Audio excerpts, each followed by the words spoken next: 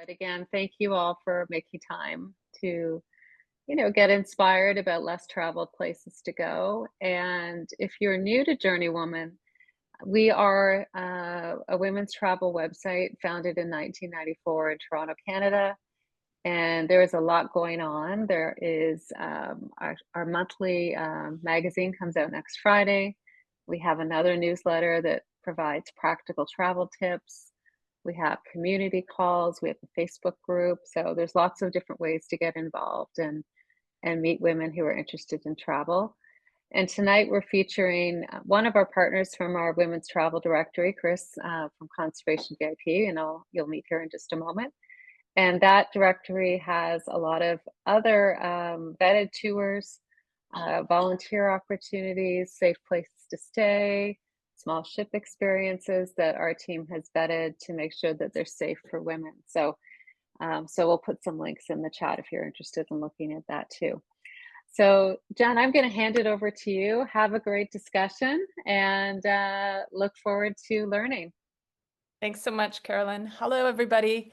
I am Jennifer Bain. I'm a longtime journalist and travel writer, and for the last maybe 4 years, I've been specializing as a national parks writer, writing mainly for National Parks Traveler, which is an American nonprofit.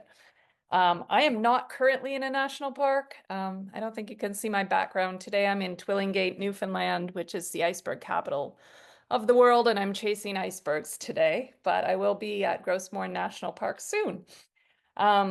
As Carolyn said, this is the fifth in the cultural immersion series. She's also looked into festivals, food, ancestry, travel, UNESCO World Heritage Site. Tonight we're diving into national parks.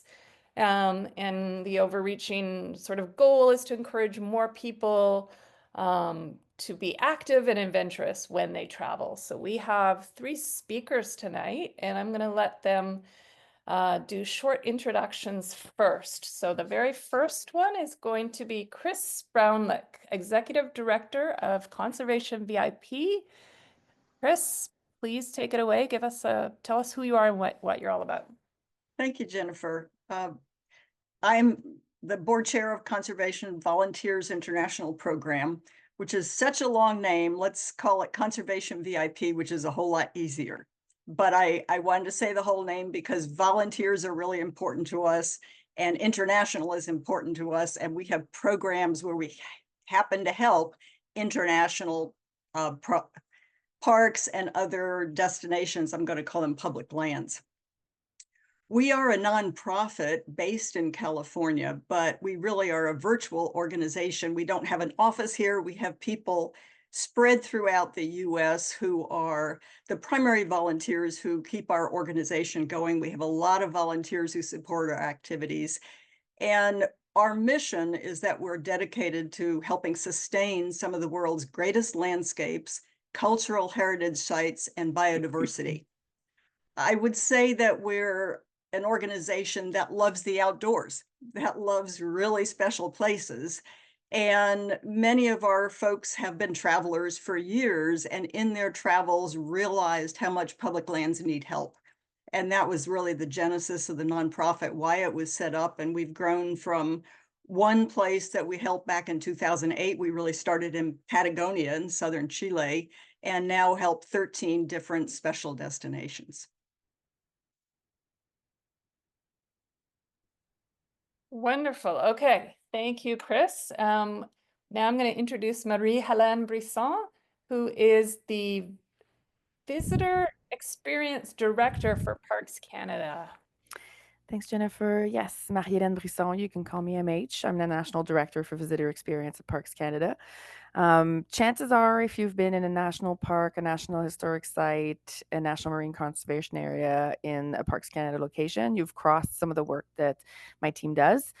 We support our local friends and colleagues with anything from camping reservations to exhibits to trail maintenance and so much more.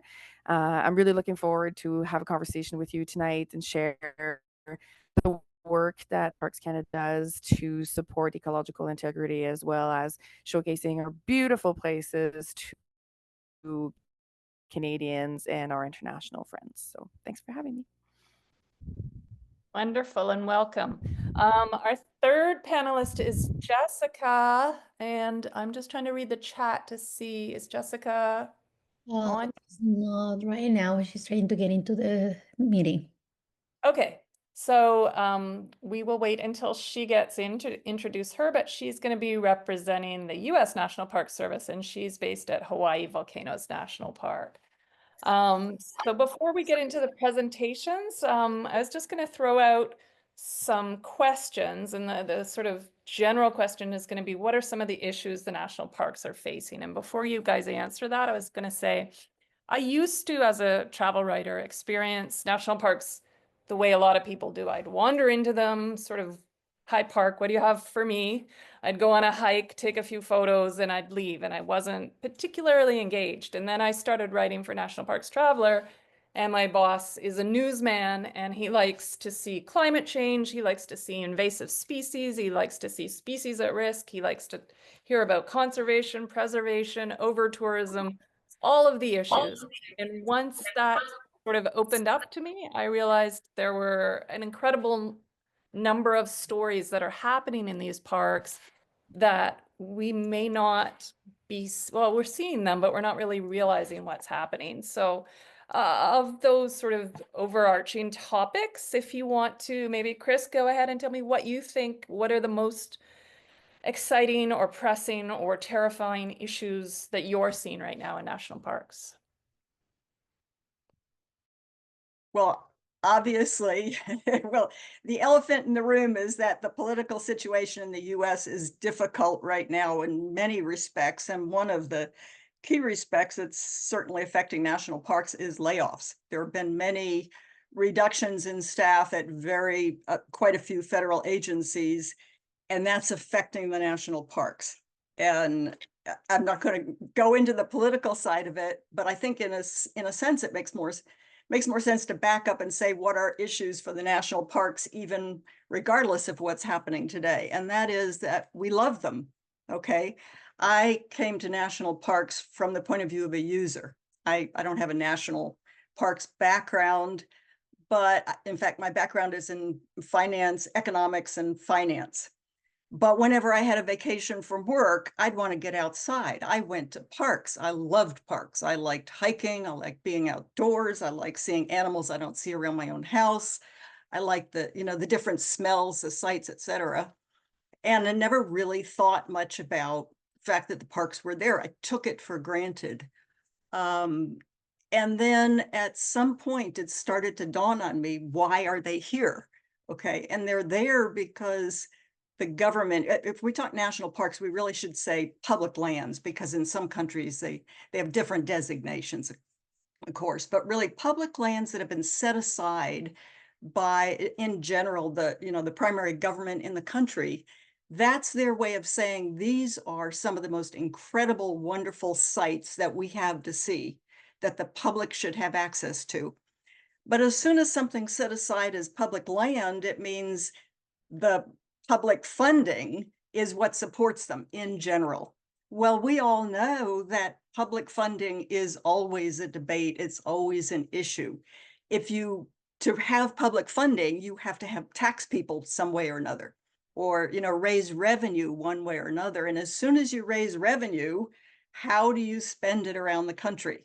Do you spend it on supporting medical care, or people with disabilities, or public transportation? There's so many different causes that the government has to fund, and parks are only one of them. So traditionally, I'd say most parks have been starved for budget. Okay, in the United States, which I could speak to a little bit, they actually track what they call deferred maintenance, right? We know that we can't maintain the national parks on the amount of money that we get each year, so we do what we can, but deferred maintenance has built up to a point where the parks actually now publish the numbers. And in the United States, which is a well-to-do country, our deferred maintenance in national parks is $22 billion. That's a stunning number, because it is so hard to maintain all these wonderful parks that we love. and we don't want to give them up. And in fact, the numbers in the US are something like over 300 million visitors a year. That says something about how much people love national parks. They don't really love paying taxes to take care of national parks. So there's always been a funding issue, and that tends to affect both staffing as well as just, money for capital budgets. Well, and now the staffing's under more pressure as well, so it just makes it even tougher. So I'm just going to say that at a time when there's a lot of stress in the world, and parks are one of the best places to unconnect from stress, to go out, see trees, see animals, breathe deeply. The places we want to go to are more stressed. That's where I see them. Oh, that's very interesting points. One thing that I'm struggling with is I'm from Toronto, so I'm used to, say, wherever I go, I have to pay for parking. I have to pay for sort of every minute of my life. And in the US, there's a very strong thing about public lands and free access and such. I'm used to paying an entry fee. I'm used to Banff National Park. I'm used to a gate, and I pay a fee and I go inside. And the more I travel, the more I realize that these classic parks that have actual boundaries and gates and staff at the gate to collect the boundaries are not necessarily the norm, and for different reasons. I was just at Pearl Harbor National Memorial in the US, and it's free entry. And they have just instituted a $7 parking charge to try to drum up some money for their budget shortfall. Same with the Great Smoky Mountains National Park in Tennessee is also free and struggling. So anyway, Marie-Hélène, do you want to Mhm. on that, or do you want to dive Sure. into something else for Canada, what you see the big issues are? Well, I can piggyback on what Chris is saying and kind of highlight those issues. It's not much different in Canada, right? Like Parks Canada is an agency that's funded by about 75% of taxpayer dollars, and 25% is the rest is revenues, right? So whether it be from camping, parking, entry fee, depending on the level of park that you are. We have some smaller parks that have free entry, Thousand Islands National Park, for instance, and then Banff and Yoho and the others that are larger do have entry fees. We try to keep them minimal and reasonable, affordable for access to Canadians. Again, we have like this dual mandate of ecological integrity and providing access to people. But on the deferred maintenance, I don't have our number, Chris, but we're not better. It's definitely difficult to invest to the level that we should. And we always struggle in between, renovating a visitor center or a campground for access for visitors versus fixing the Trans-Canada Highway, right? Those are the Right. the difficult choices that we have to do. But one thing I can say is, regardless of where you work within Parks Canada, and I know I work with colleagues in the US National Park Service, we're all extremely passionate about what we do. And what we want is to share with visitors the beautiful things that we have to offer. And I think, Jennifer, at the beginning, you were saying, like, I didn't realize everything else. Like, there's the visitor standpoint when you come, but there's all the background and everything else that's happening, like, that you don't know. And I think that's one key component for me, and I'm preaching for my choir here in visitor experience, but interpretation in those places are very, very important, to be able to share those things that people don't know. Like, you don't have access to the bisons we reintroduced 8 years ago in Banff National Park, but there are activities in the park where there's outreach and there's interpretation. There's a variety of things that you can take part in, and that you understand what's happening in that park. That guided hike, I think, Jennifer, you said at the beginning you're going to Gros Morne soon in the next couple of days. They have a beautiful free guided tour starting from the parking lot. That's about an hour, and it's actually an ecologist taking you through the trail and explaining the species at risk and the different flora. And I think once you enjoy these places from that standpoint, when we become true stewards of those places and are able to protect them for the future. Because in the struggling points of national parks, there's also, let's just put it out there. You said that, Jennifer, earlier, that maybe government agencies, we wouldn't be groundbreaking or controversial, but I'm going to be a little controversial. There's also a little bit of overvisitation in some locations. And that is one thing that we're struggling with, that as public lands, as Chris mentioned, we are accessible to all. But sometimes it's just too much. And how do we manage that? Or how do we provide access, but without feeling like people can't access them while protecting them? That's something that we continuously have to do within Parks Canada locations. Okay, just gonna check in. Have we heard from Jessica? No, Nope. no. No, Jessica, yet. Okay. Um, I guess, that brings up the next big point is what can we as women travelers do to support our parks without adding to the problems? Is it just going to the lesser traveled places? Is it going off season? What are some of the solutions that you guys are seeing? And, I go to all I like the unloved lesser known parks. I have not, as a travel writer, gone to Yellowstone National Park. I'll just tell you a fun story. I've gone to Arkansas 2 or 3 times, and I was just and my boss, and I keep putting dibs. I keep saying, I'm headed to Arkansas. I'm putting dibs on Hot Springs National Park. I'm going to Arkansas. I'm putting dibs on Buffalo National River. And my boss always laughs at me. He's like, you're the only person that is like putting dibs on Arkansas. You can go have it. And I'm like, they don't know what they're missing. I just went on this incredible float trip in my own kayak down the Buffalo National River for 4 hours. So peaceful, so beautiful. Like everybody should be going there, but hardly anybody is. Anyway, what are some of your what are some of your suggestions for women travelers? Either one of you guys. Well, I'll start by saying volunteer. We're a volunteer organization, and we have we put together groups of volunteers who go to public lands to help them. And some of the parks have formal programs to coordinate volunteers. They need volunteers. They want volunteers. There are far more volunteers helping national parks than there are paid staff helping national parks. Now, the amount of volunteer support varies tremendously from park to park, but some of the larger ones that you may be avoiding actually have volunteer offices where you could go to them and say, I want to volunteer. What could I do? And it's amazing because as a volunteer, you're going to see a park in a very different way.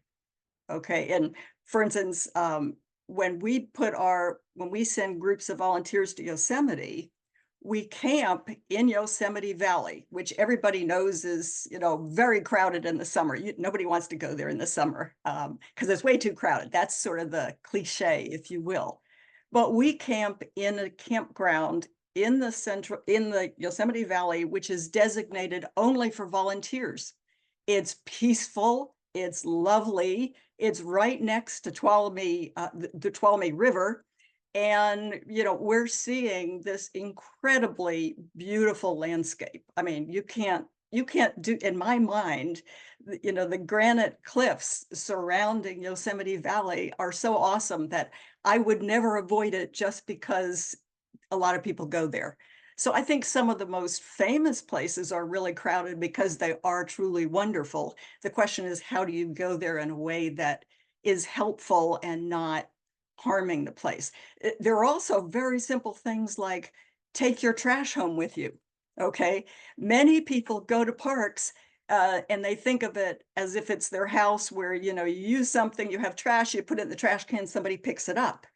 That is a burden to national parks. It is so easy to take your trash home with you, to think about it as in a way, this is your home. How would you want your home to be treated? So there are different things that you can do, but really my number one is always going to be volunteer because there are many ways to volunteer. There are friends of parks. Many parks have friends groups. Others you can join with us to go as a group from all over the world to some of these parks, but that's one of the main things. But also stay on trails. I mean, honestly, follow the rules. If they say here's a trail, stay on the trail. It makes a huge difference because you're not trampling, the flora. You're not upsetting the fauna who are hiding a little way off the trail because they know people use trails. They don't want to see you too much. They don't want you encroaching on their space. So back off, stay on the trail, do what you're asked to do so that they're the police force in the park doesn't spend more time taking care of you, and they can take their time to take care of the park. Awesome. Thank you. I see that Jessica has just joined us and she just clicked out. Let's Hello, I'm back. I was just trying to be polite. Okay. That was fun. Let's backtrack. I don't know how long you've been listening, but you missed the introduction. So Jessica is a public affairs specialist, Hawaii Volcanoes National Park. We met 2 years ago. Hello.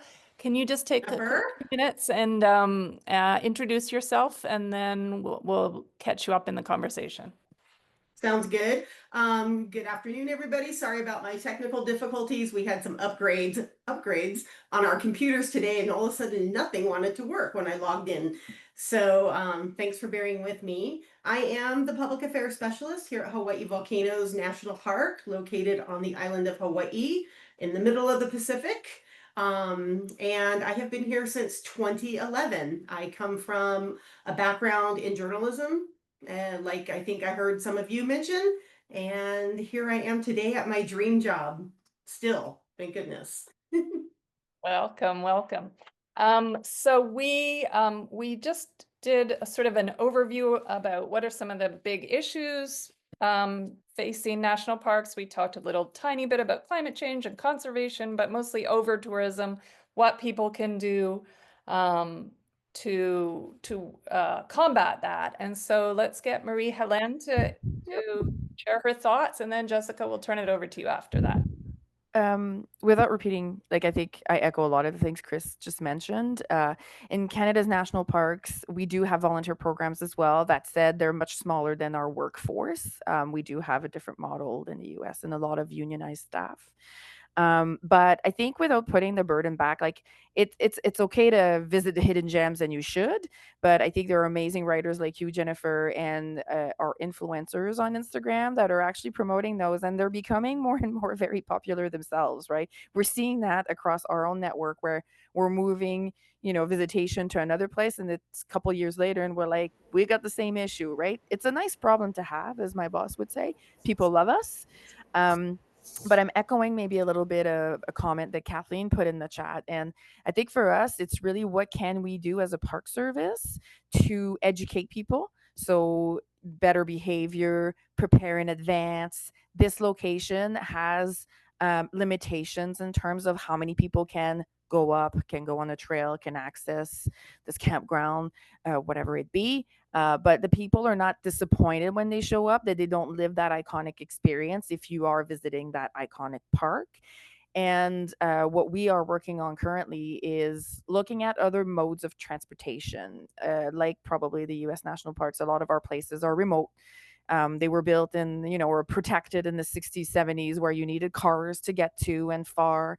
But how can we, for the locations that are closer, or even the 2, 3, 4 hour drive, other types of transportation, trains and buses, and like bringing people with like a different type of mobile transportation, that we don't bring as many cars or as many people, depending, into those locations. It's really what it comes down to, in my opinion. Not just to put the burden back on, don't come here, go elsewhere, right? I know there's beautiful places across the world, but definitely something that we are very conscious of. I was just going to say, I have volunteered just a couple of times in Canadian parks. One was in Newfoundland at Terra Nova National Park, and they have a little thing where you can plant a tree in an area that's been overbrowsed by moose that they're trying to bring back. And that honestly is, I don't know, I'm not even going to say 15 minutes of your time. Yeah. Like, volunteering doesn't have to be this huge onerous commitment that's very daunting. Thousand Islands as well. I did a few hours. Turtles? I didn't do the turtles yet. On my bucket list to do something to help the turtles, but also planting trees. And it didn't work out, but I was just at Padre Island National Seashore in Texas. Once a year, one of their unofficial friends groups has the Billy Sandifer Big Shell Beach cleanup. And you're doing a good thing because you're cleaning up the marine debris, and there's a whole, educational component about learning about marine debris. But you're also coming at 6 a.m. and you can hang out with all these locals. They bring their big trucks and they drive really, really far down this beach to a part that you're never going to see really on your own, because I'm not going to take my rental car down a beach. So there's really neat opportunities. And that brings us to Jessica, because when I went to her park, I did get to try to remove some invasive ginger, although I was writing a story and taking photos, so I'm not sure that I removed all that much. But anyway, Jessica, take it away. Oh, I can't hear you. So, hey, there I am. There. Okay, hi. Am I taking it away in the form of my slideshow or telling you what we want visitors to know before they get here? Yeah, do that first, and then we're going to backtrack. And we haven't actually done the opening. We haven't even done the Okay. presentations yet, so we're having too much fun. But do that first, and then we'll do the presentations. Okay, sounds good. I think, well, with Hawaii Volcanoes National Park, everybody who comes here comes in a vehicle. We are located in the middle of the ocean, so first you have to fly over here or take a cruise ship, or sail your own boat. I did that 3 times between Hawaii and North America. That's a whole different webinar maybe.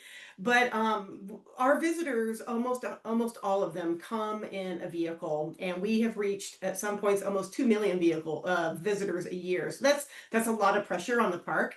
And the main part of this park is at the summit of Kilauea. That is what everybody is coming to see, are the eruptions that we continue to have.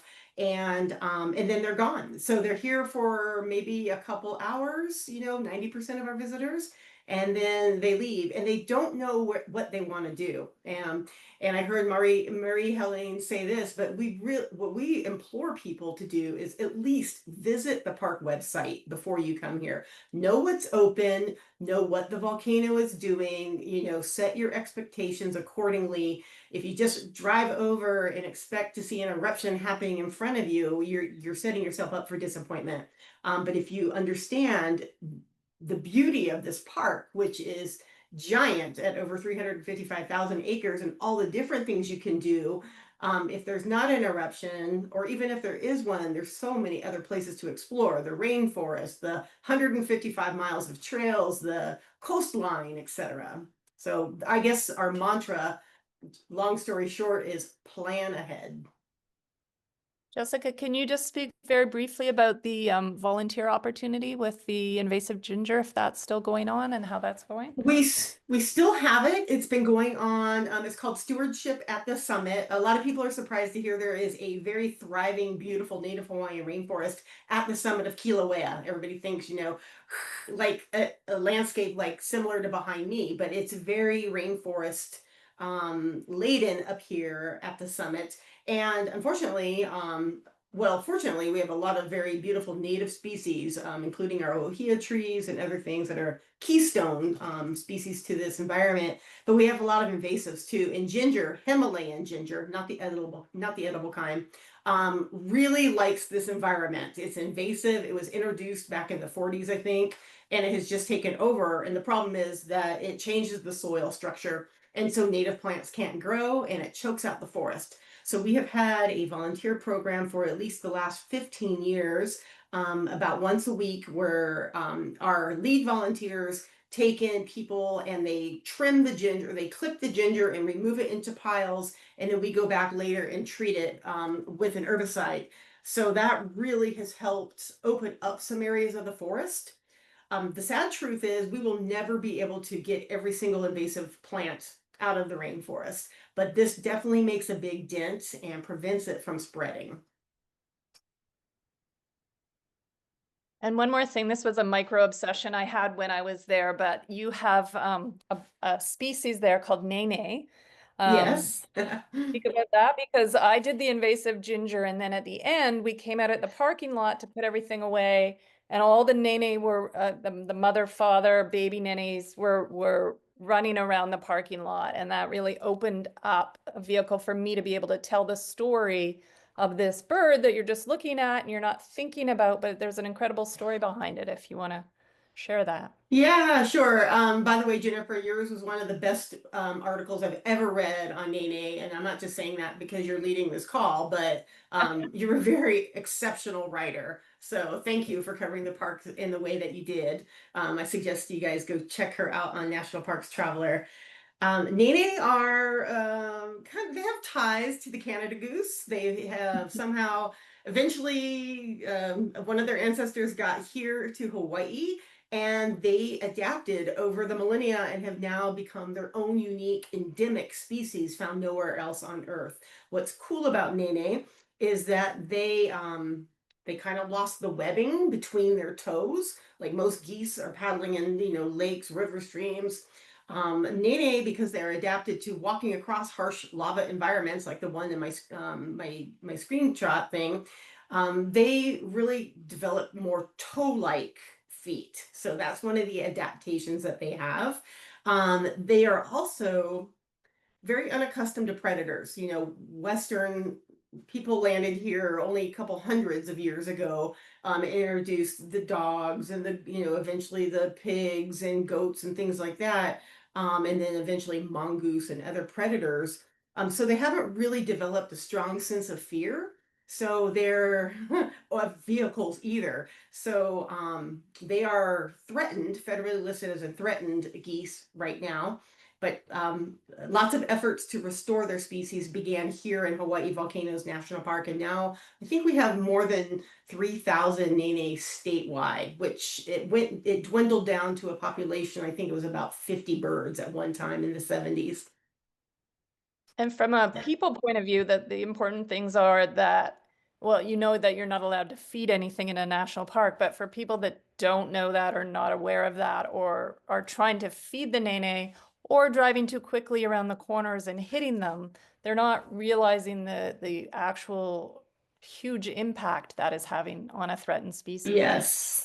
Yeah, that's true. And a lot of Nene, most of them mate for life. So when you hit a mate, you'll a lot of times see the partner, the survivor, kind of like lowing around the area and making sad noises. It's really upsetting. And their coloration, a lot like the Canada goose, they are smaller than the Canada goose.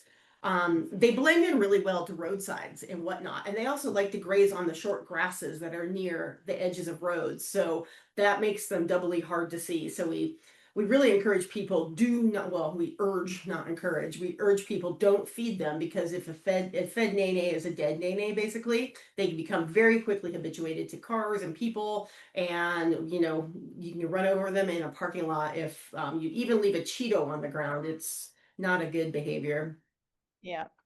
Okay, we're going to switch back. We're a little bit late on this, but we're going to just do presentations now. So this is your time to each have about 6 minutes or so to share whatever you like. If you want to start, Chris, go ahead.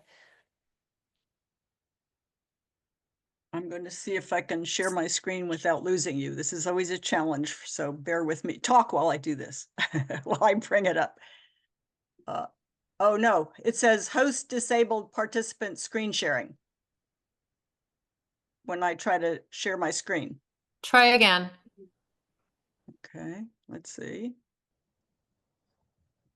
Okay, now I have a chance. Aha, that was good. There you go, you're there. Okay, thank you. So I'm just going to give you a quick introduction to our organization, because this is a presentation I use to introduce people to Conservation VIP, but it also has a few highlights of where we go, and I can talk about what we do in these places. So anyway, the name, obviously, Conservation Volunteers International Program. We use the term travel with purpose, which is used by more and more organizations right now, but we always have been for purpose. We're a nonprofit. We are dedicated to sustaining what we think of as some of the world's greatest landscapes, cultural heritage sites, and biodiversity. And one of the ways that we fulfill that mission is by offering volunteer trips to some extraordinary destinations. So, we're only a few people, but when we can recruit volunteers to go with us to help these parks, then we get a whole lot more done. So we believe in trying to put together groups of people who care about these public lands. And I'm going to say again, I'm a pretty much full-time volunteer and have been for more than a dozen years. So I understand about volunteering. I believe in volunteering. We last year ran 134 volunteer trips through the year to all the various places that we have supported. We didn't run 134 last year, but through the year since our initial foundation. We started in Patagonia. Our first volunteer trip was there because some folks from Park Service and Forest Service in the United States went down there to go backpacking and see the place because it's so gorgeous and people from all over the world go to visit. And they looked at it and said, oh my God, this place needs help. The trails are terrible, because they had never actually built trails. It's just whatever animals wandered through or people wandered through went the easiest, shortest way, which is usually really a terrible way to put in a trail because it quickly becomes eroded. And they offered to help the park by bringing volunteers. And I will say that the superintendent of the park said to these fellas, well, why would anybody ever help us? And our guys were kind of stunned, like, why wouldn't they help you? And in Chile, it was like, well, why would anybody ever help a park? We never heard of such a thing. So anyway, that was how the organization started. The next place that we went to after that was Machu Picchu, which is obviously very heavily traveled, very heavily visited, but again, a destination that many people travel to, but it had virtually no volunteer help. The next place that we established a volunteer trip to was to Yosemite. And in a way, it's funny that it was third because it's kind of our backyard here in California, and the park that we absolutely love in California. But one of the reasons we did this is because Yosemite and Patagonia, Torres del Paine and Patagonia, share a lot of features. They have many, many visitors from around the world come to visit. Many of the visitors tend to concentrate in a small area of a very large park. There are a lot of people who go there to hike. So some of the management of backcountry is very similar. And we actually helped the two parks put together a sister park relationship so that they started to share some of their visit between the park rangers, between the two parks, to talk about, well, how do you manage this? How do you manage that? And both sides were able to help each other by talking together.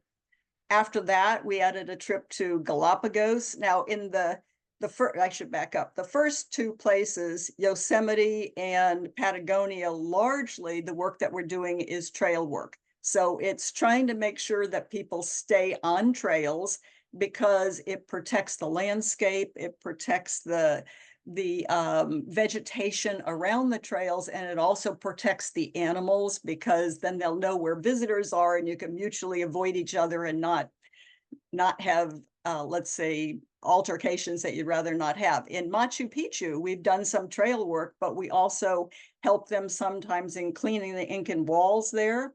We've also removed invasive species. When you were mentioning pulling ginger, I've pulled ginger in Machu Picchu, believe it or not. That's a problem in many places.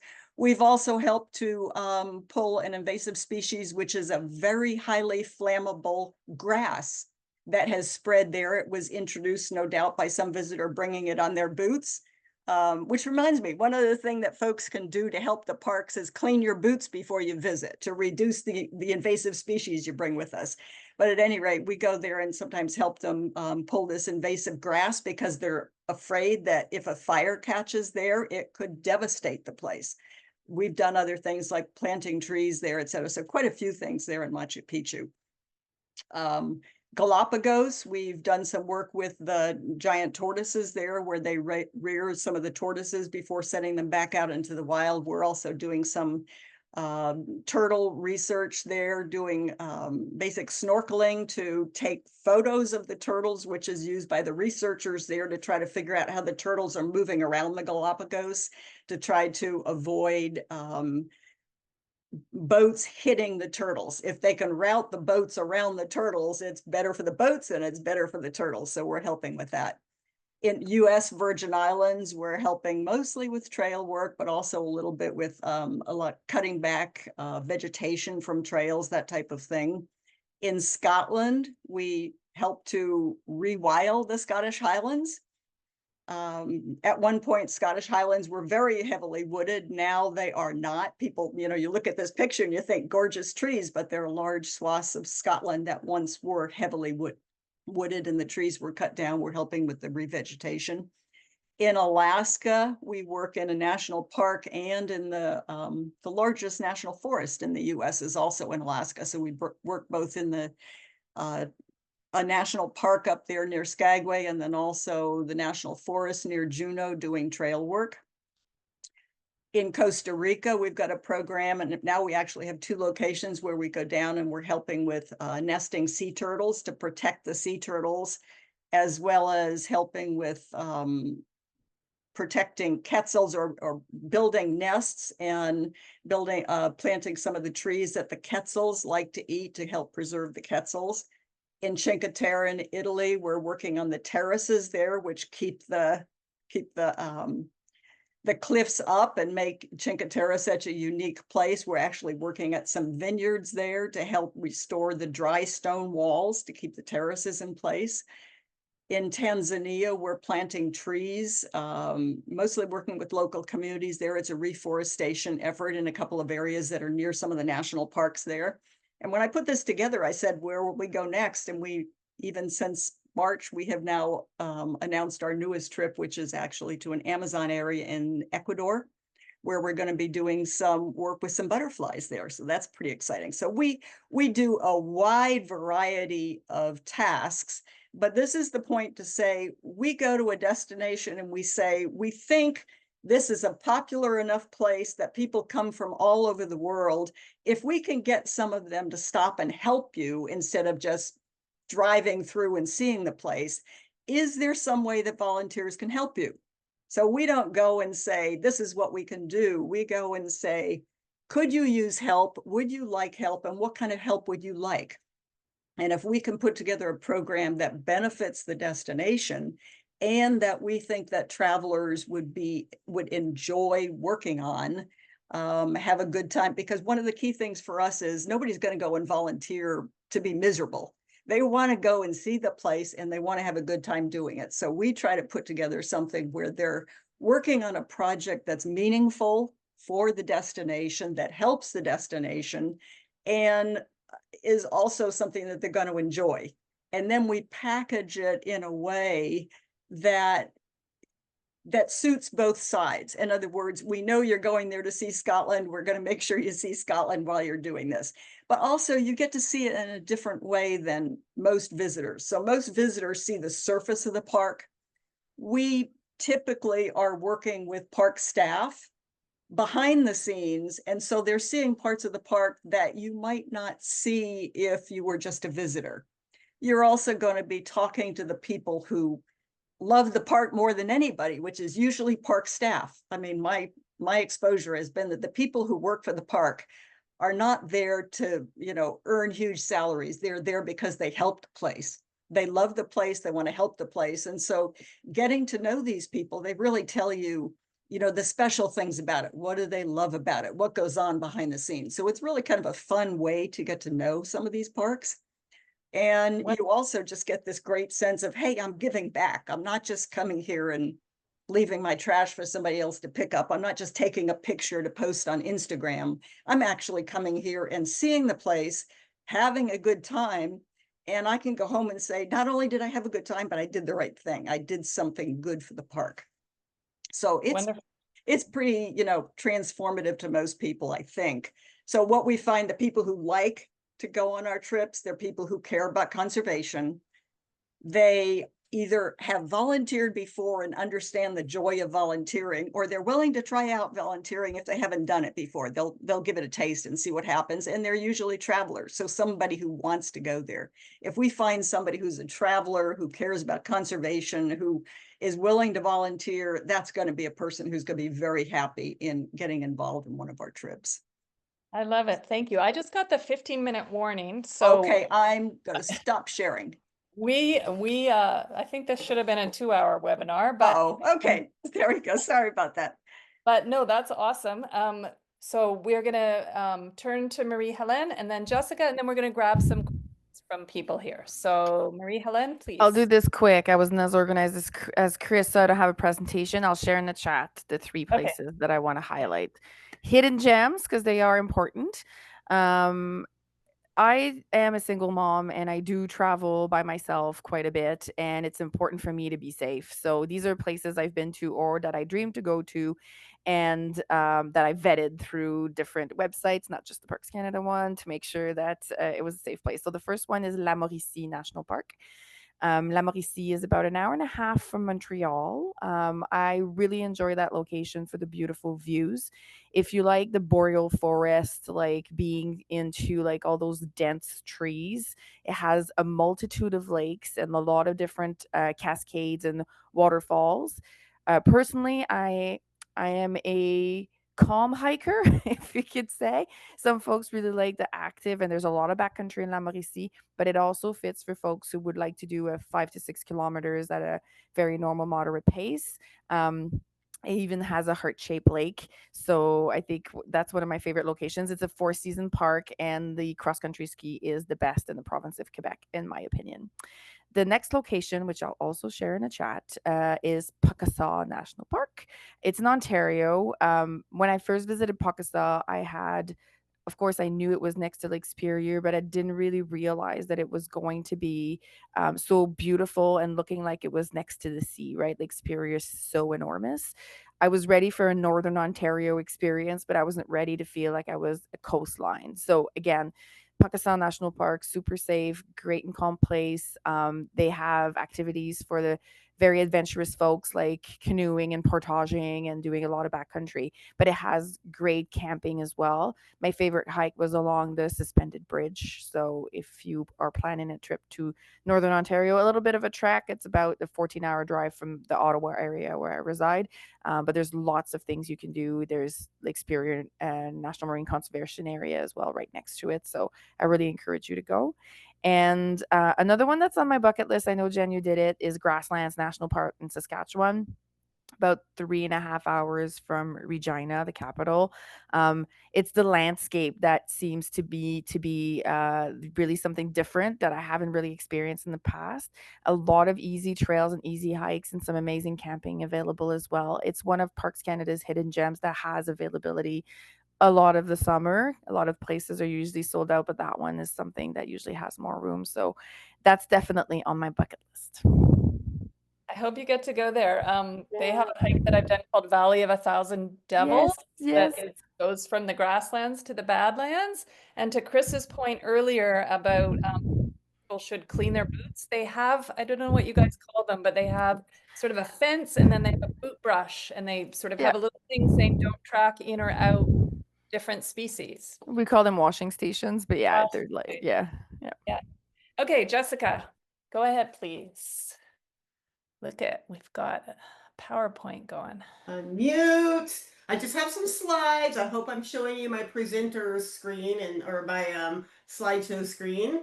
I can't see what I'm showing. Can you guys see only one slide, I hope? No, we can see them coming down the left-hand side. We can see 5 or 6 of them.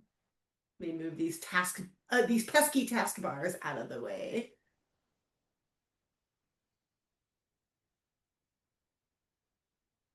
Okay, that should be better. All right, you already met me, Jessica, Hawaii Volcanoes National Park. I picked this slide on the first. This is what was happening at Kilauea Volcano on Sunday, right when I sat down to have a barbecued meal with my mother-in-law and my husband. And then we live about a half hour away. But Kilauea, you may have seen it on the news. Kilauea is one of our 2 active volcanoes here in the national park, and it is erupting and doing a fountaining phase. The fountains of lava reached about 1,000 feet high, and that plume of gas and ash and steam and tephra that you can see on that photo, that reached tens of thousands of feet higher than that. So really spectacular place. The park is a UNESCO World Heritage Site as well, which I have up there in the title. This is the main attraction of the park right now. We have 2 vents within the summit crater that are erupting lava and feeding a very large lava lake.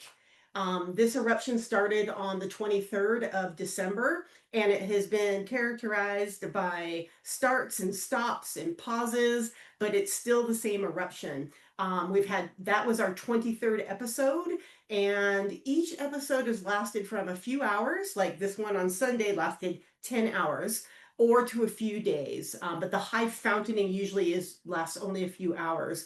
And the fountains have been anywhere from like 100 feet high to over 1,000. That first photo I showed you was over 1,000. This crater wall at the back of Kilauea caldera is 500 feet high. So you can see that these visitors here have a spectacular view of this eruption. And so that is what people are wanting to see when they come here to the national park. What a lot of people don't realize is the intensely important connection that Native Hawaiians have to this landscape. They were here hundreds of years before the national park became a national park, before Western contact, etc. This is the home. You're looking right into the home of Pele Hunuamea, or Pele for short. She is the deity associated with lava, and especially this area within Halima'uma'u. And so we do have Native Hawaiians, not only that work here, but that come here to pay homage to Pele and the other deities associated with this landscape. Very deep connections from a Hawaiian cultural perspective to Hawaii Volcanoes National Park. When might episode 24 come? Our partners at the U.S. Geological Survey Hawaiian Volcano Observatory, we work with extremely closely. They say between 3 to 9 days. And the best place really to find one-stop shopping for all you can get, the best way to see what is going on is to go to the live stream cameras that USGS has. That way you can see what is happening with the volcano. And we put them all on the park website, which is listed right there for you. You can go and certainly Google or go to YouTube and look for USGS live web stream camera of Kilauea, and it will pop up. They have 3 amazing live streams, which is just a front row seat from the comfort of your home to the spectacular activity that's happening. This is the activity happening right now. It's very quiet out there. Kilauea continues to degas as pressure mounts. And when that pressure builds up again, it will eject out of the volcano and we'll get another eruption. But you can see, I mean, this landscape has changed dramatically since December. All of this tephra are little rocks, gaseous rocks that are being ejected out of the volcano and then coming back down and changing the landscape. So it is never, ever, ever the same day twice in this park. It changes all the time. A couple fun facts about the park. I mentioned earlier, we're located on the island of Hawaii. We're over 355,000 acres. If you've ever been to the island of Oahu, where Honolulu is, we are almost as big as the island of Oahu. Park stretches from sea level to the summit of Mauna Loa. Mauna Loa is almost 14,000 feet, and it is often snow-capped during the winter months. We have actually had volcanic eruptions at Kilauea, and you look up and you see Mauna Loa in the distance with a big cap of snow on it. So it's a beautiful juxtaposition of elements there. And we get about 1.5 million visitors a year. We did exceed 2 million back in the centennial year of 2016. That was a lot. I would say 90% stay up here at the summit. This is where the activity is happening with the eruption since about 2008. And they do the trails, they see the caldera, they might grab a beer at Volcano House or a burger, and then they're back to their Kona hotels to go to their luau by 5 o'clock. They miss a lot of the park. We have 155 miles of trail. I'm a really enthusiastic backcountry hiker. I hike our coastal trails. I hike the East Rift Zone of the volcano with my friends, and I almost feel sorry for these people that stay up here because they do miss a lot, but that's okay. They do, I think they come here for different reasons, and we meet visitors where they're at. If we're not trying to force the backcountry on anybody, but it is really great when we connect with somebody who goes a little bit deeper than just getting their selfie, at the fountaining eruption, if they're lucky enough to get one. Something else that's going on in the park right now. Back in 2018, we had a catastrophic eruption and summit collapse. All of Kilauea summit collapsed about 1,600 feet. It used to be about 250 feet in the caldera. The magma drained out of the summit crater. It erupted in the lower East Rift Zone of our island. It covered 700 homes. No one died, luckily, but our summit collapsed up here in the volcano, and it changed the park radically. We are in the throes right now of that disaster recovery project. So if you come to the park right now, like on Sunday, you are going to probably sit in traffic during an eruption because the entrance of the park, we are putting a roundabout there. We're renovating Kilauea Visitor Center. There's a detour. It's one way here, one way there. And it is not a nightmare. I won't use the N word, but it is definitely challenging for visitors who are just flocking here during these eruptions. So, more advice to visitors is just please follow the traffic patterns and obey signs, and the park rangers who are out there, on their days off really late at night directing traffic. So that's great. Another fun fact people don't know. Jessica, sorry. We actually have 2 minutes left. I know Okay. it's crazy. I'm going to have to cut you off. I apologize. There you go. Okay, bye. Can we, Carolyn, do we have any time for any questions, or can we go over? Tell me what we can do. If there are questions, we can certainly take them. I don't see anything in the chat. So I think maybe, Jessica, we give you 1 more minute just to wrap up. Not sure if my screen is still on there because I thought I hit stop share, but yeah. Okay. Yeah. What's that? Go ahead, please. Okay. And my last slide really was just showing you some of the different views of the park. This is Halape, an area where people like to hike to. It's a very long hike, almost not quite 10 miles, but you get to this pristine, uninhabited, undeveloped beach protected by the park. That's the Nene, and it's Gosling that Jennifer brought up there. Oh, hello. Here is a Native Hawaiian man offering ho'okupu to Kalua Pele, or the home of Pele, and a rainforest trail. And that is really the end. Thank you. Thank you, guys. That was also spirited and wonderful. I don't know if we have time for a final thought. I'm going to just say what mine is. And I think, again, it was Chris talking about taking your trash out. Now, I always take my trash out, pack in, pack out, leave no trace when you're in the backcountry. It had never occurred to me to just ignore a garbage can and take my trash out. And I think I'm going to do that. Does anyone else have any final thoughts?